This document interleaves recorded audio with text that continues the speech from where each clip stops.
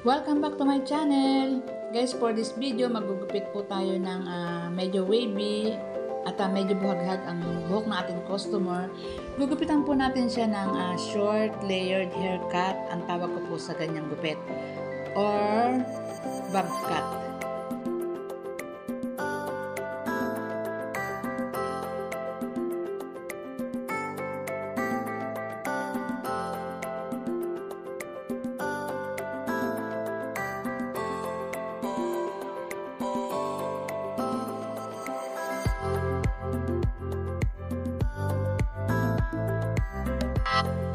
At ang buhok po natin customer ay ayan po, ginugupitan na natin at mamaya pa makikita ninyo ang finished product niya. Madali lang naman pong i-manage ang ganyang klaseng buhok kasi po maiksi. Depende po sa klase ng buhok kasi po kung ang buhok natin ay ganyang kaiksi tapos po ay matigas ang ang strands ng buhok or nagpa-fly away, yung po mahirap po pagka ganyan kasi po magtitikwasan yung mga layer niya.